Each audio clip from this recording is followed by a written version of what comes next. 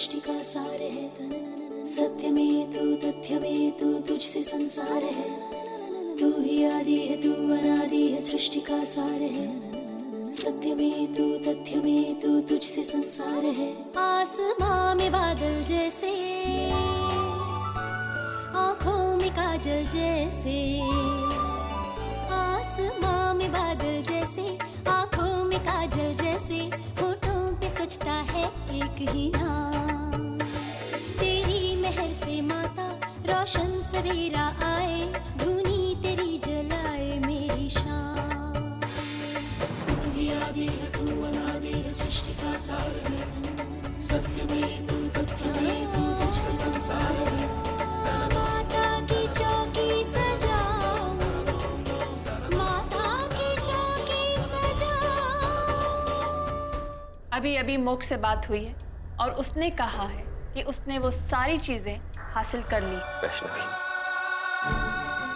मेरी बच्ची का ध्यान रखो। बेटा रुक जाओ, गौरी, गौरी बेटा रुक जाओ, गौरी। आ रही हूँ मम्मा।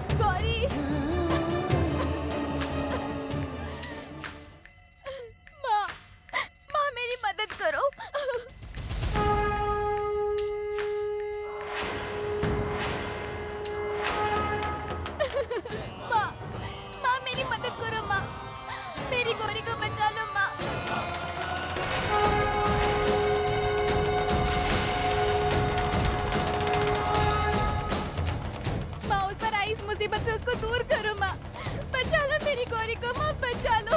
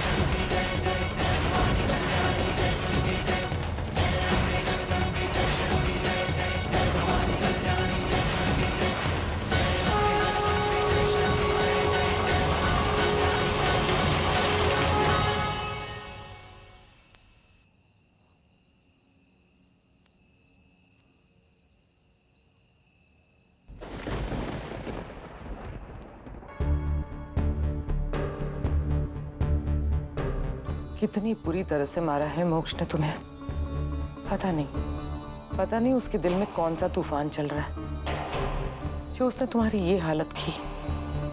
और उधर वंश भी बेहोश पड़ा हुआ है। मेरी तो समझ में नहीं आ रहा आखिर ये सब हो क्या रहा है इस घर में। मोक्ष, भाई साहब, मोक्ष, दरवाजा खोलो मोक्ष। अगर भाई साहब ने तुम्हें इस हालत में देख लिया तो गजब हो जाएगा। मोक्ष,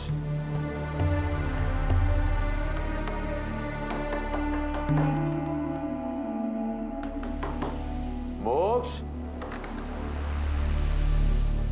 मोक्ष है? भाई साहब मोक्ष घर पे नहीं है। नहीं है? वो मधुरा की तबीयत खराब है, इसीलिए वो सो रही है। आपको मोक्ष से जरूरी काम था? हाँ, जरूरी ही काम था, मुझे अभी से बात करनी थी।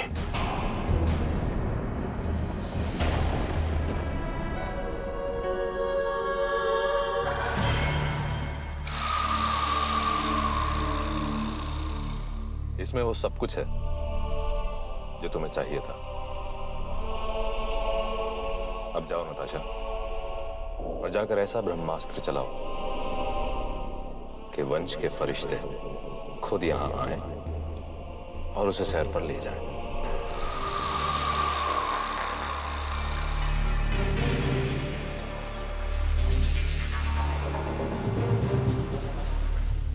चाची आपको क्या हुआ? चाची आंखें खोलिए। चाची, चाची। गौरी, तुम ठीक तो ना गौरी? तुम कहाँ जा रही थी गौरी? चाची, मैं मम्मा के पास जा रही थी। मम्मा के पास? बेटा, तुम ये क्या कह रही हो? मैं सही कह रही हूँ चाची, वो मुझे बुला रही थी। चाची, मेरी मम्मा कहाँ चली गई? वो मुझसे मिलने के लिए रुकी क्यों नहीं?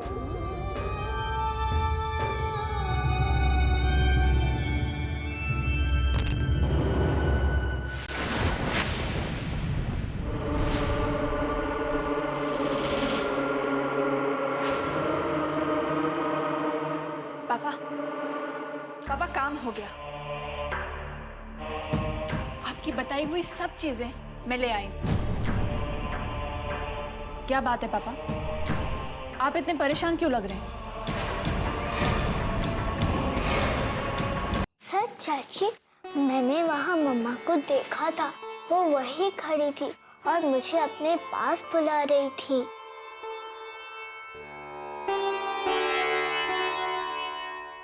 बेटा, तुम चिंता मत करो। अगर वाकई में वो तुम्हारी मम्मा थी तो वो तुमसे मिलने दोबारा जरूर आएंगी। बेटा, अब तुम अपने कमरे में जाके आराम करो। और हाँ, घर में किसी से भी इसके बारे में जिक्र मत करना, वरना खामखा सब लोग परेशान हो जाएंगे, है ना? ओके चाची। ये लो। लो। थैंक्स चाची। थैंक्स? वो किस लिए? मुझे घर लाने के लिए। चलो अब तुम जाओ यहाँ से। Bye bye.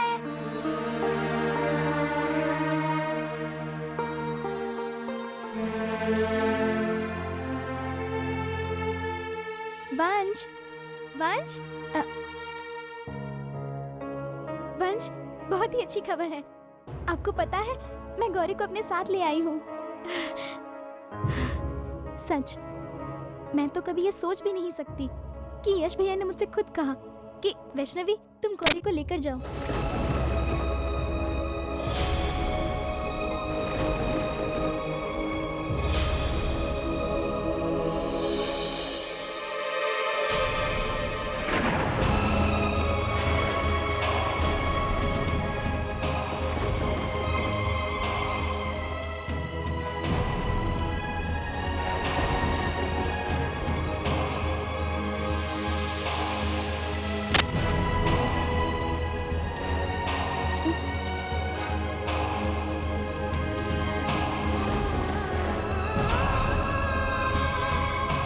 वंश ने शराब पी, वो भी माता रानी के इस पवित्र मंदिर में।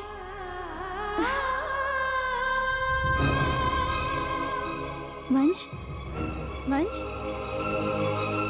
वंश, क्या हुआ आपको? वंश, आंखें खोलिए। वंश, प्लीज कुछ बोलिए। आप कुछ बोलते क्यों नहीं? वंश, कुछ तो बोलिए। वंश।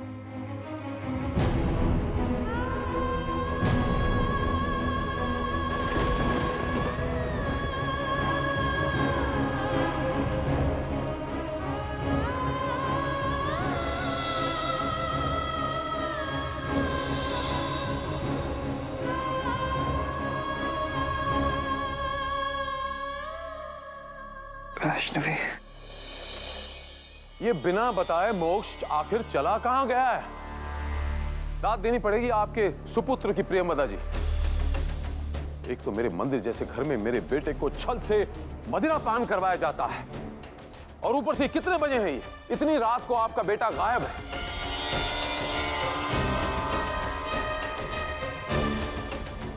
क्या हाल कर दिया मेरे बेटे का। माफ कीजिएगा भाई साहब, लेकिन आप मेरे बेटे पे कुछ ज्यादा ही शक कर रहे हैं। मुझे शक नहीं, पूरा यकीन है प्रियंवदा कि आपके बेटे ने वंश को शराब पिलाने का घिनौना अपराध किया। अगर खुशियां मनाना अपराध है तो हाँ, मेरे बेटे ने अपराध किया है, लेकिन ये वक्त ही बताएगा कि अपराध मेरे बेटे ने किया है या फिर आपके बेटे ने। ये भी तो हो सकता है भाई साहब कि वंश ने मोक्ष को पीने के लिए उकसाया। मेरे ख्याल से इस बारे में अपनी विशेष टिप्पणी देने की और जरूरत नहीं है प्रियंवदा। इस घर की नियति के अनुसार कोई भी औरत अपने फैसले खुद नहीं करेगी। जो फैसला होगा वो सर्वसम्मति से होगा। मोक्ष को आ लेने दो, मैं खुद उससे बात करूंगा। बताइए, आप क्या बात करना चाहते हैं मुझसे?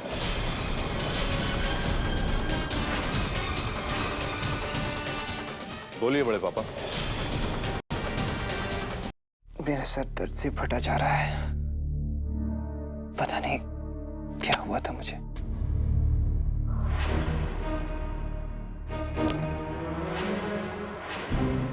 वो भाई मैं सोच रहा अरे प्लीज मना मत करना, मेरे लिए बस एक जाम की बात है।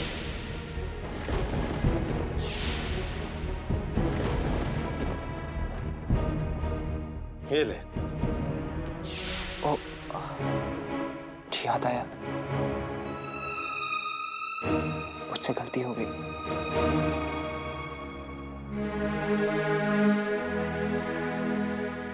मुझे कल शराब नहीं पीनी चाहिए थी।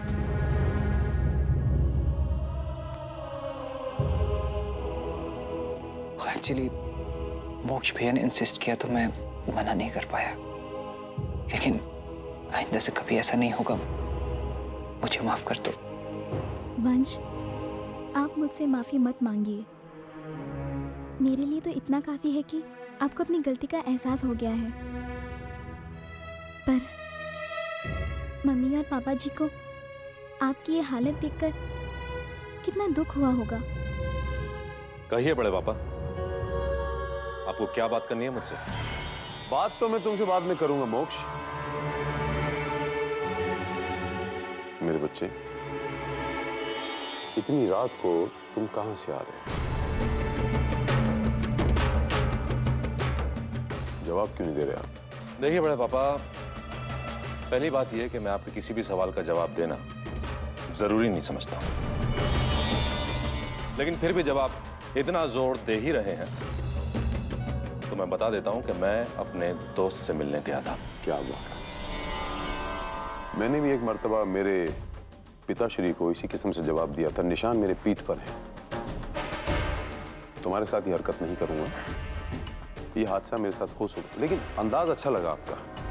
ये जो आपने मेरे तुच्छ से सवाल का इतना बड़ा जवाब दिया है। आप गलत समझ रहे हैं बड़े पापा। मैं आपकी बेइज्जती नहीं कर रहा हूं, मैं आपकी इज्जत करता हूं, इसलिए आपके सवाल का जवाब दिया है, वरना मुझे कोई जरूरत नहीं।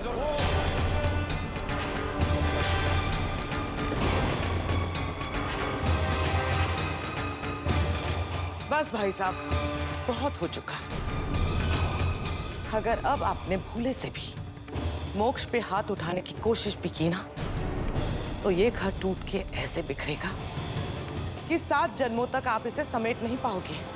प्रियंवदा, मेरा घर कोई कांच का खिलौना या कोई कांच का टुकड़ा नहीं है कि तुम यूं धक्का दे दोगे और वो टूट जाएगा। और मोक्ष, अगर तुम ज़हनी तौर से विकलांग नहीं हो तो फिर एक बार बताता हूं, इस घर के नियमों का पालन करना अनिवार्य है।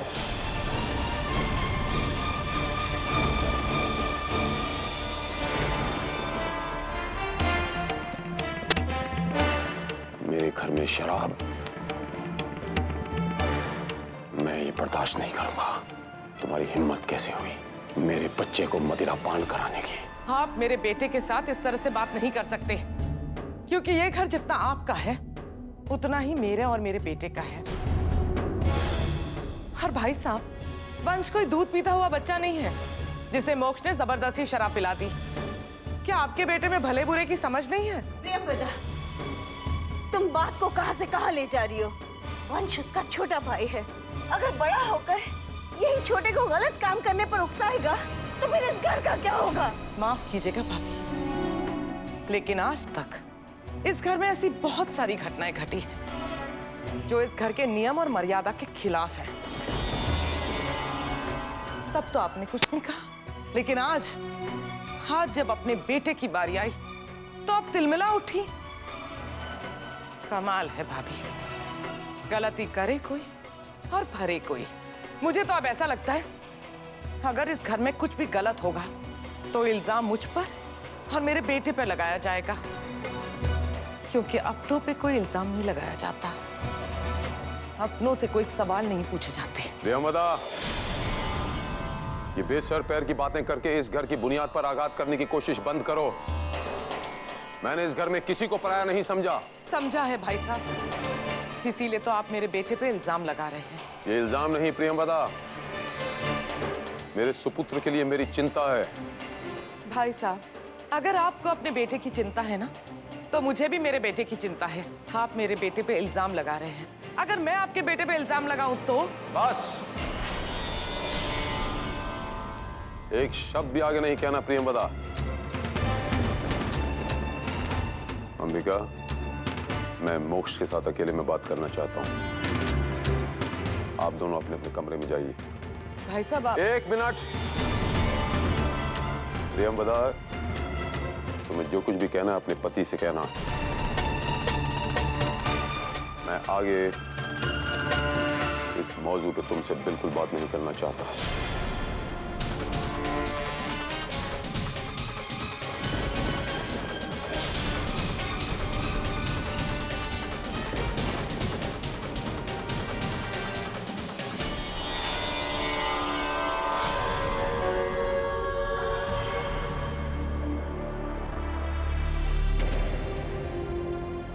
वंश की इस हालत का जिम्मेदार कौन है मोक्ष? मैं बताता हूं कि इसका जिम्मेदार कौन है।